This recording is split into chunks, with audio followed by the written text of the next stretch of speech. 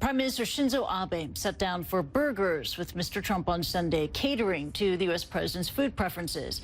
The two even signed golfing hats together for lunch. And if you can't read it, the hats say, Donald and Shinzo make alliance even greater. After that display of friendship, they played golf, Mr. Trump's favorite pastime. Despite all these happy pictures, President Trump did not hold back from scolding Japan over trade with the U.S. We want free and reciprocal trade, but right now our trade with Japan is not free and it's not reciprocal, and I know it will be.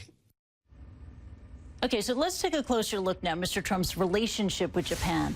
Tomohiko Taniguchi is the special advisor to Prime Minister Abe. He joins us now live from Tokyo. And sir, thank you very much indeed for joining us here on the program. And let's first talk about trade. Prime Minister Abe and President Trump, we know they're in agreement when it comes to North Korea, but not trade. Trump says that trade with Japan is unfair. He wants a better deal. What does Japan make of that? Well, the Japanese response is going to be that the trade deficit the United States has with Japan, while sizable, is proportionately far less than ever before. And it's just less than 10% as opposed to the total amount of trade deficits the United States has with the rest of the world. That's point number one. And point number two is the Japanese companies have been investing a lot in the automotive sector and other sectors in the United States, thereby having generated a stunning number of 860,000 jobs. That's second only to the number of the United Kingdom that has invested in the United States for much, much longer than the Japanese have. Got it. So that's how Japan sees the trade relationship. But we know that Japan and the U.S. are currently not on the same page when it comes to trade. Discussions are continuing. So do you think that Trump and Abe will soon reach a deal and see eye to eye on trade?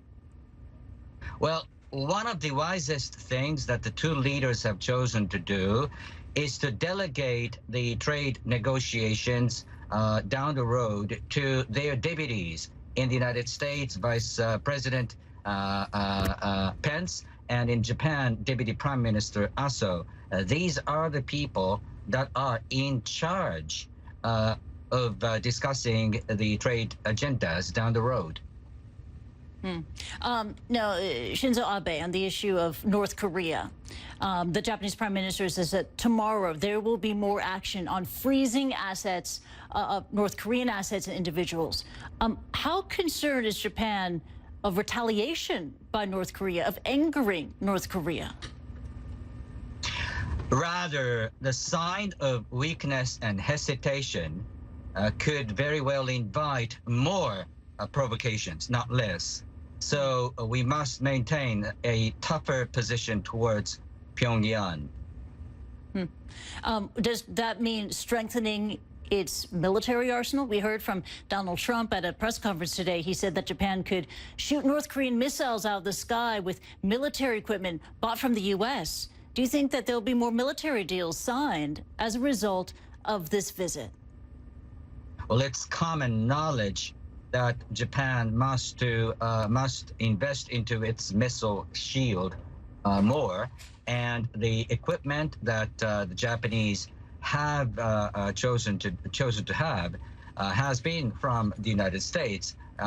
Rather, it's been developed jointly between the United States and Japan. So down the road, it's going to be the same. The Japanese will have to buy more to beef up its defense shield.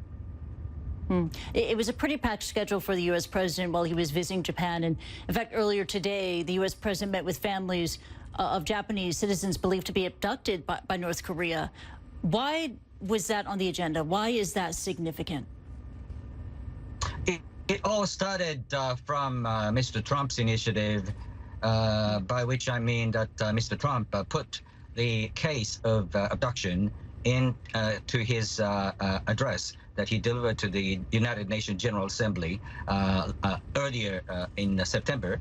And then Donald Trump volunteered to include that schedule to his itinerary. And so started was this process. And a final question for you, sir, just about the overall trip and how Japan really, rolled out the red carpet for Donald Trump. Prime Minister Abe heaped praise on the U.S. leader. He took him out for a round of golf. This visit really seemed about making sure that Donald Trump is happy. Why was that a top priority for Shinzo Abe? It is between the two leaders of the two biggest democratic powers in the East Asia. But what's important is that both leaders have chosen to share a vision that stretches from the Western Pacific to the Indian Ocean. They called it the Indo-Pacific Vision. And I think that's the vision that the United States and Japan must continue to hold dear. And in that region, Shinzo Abe and Donald Trump mentioned that they were going to work to preserve the rules-based international order. That's, I think, what was most important.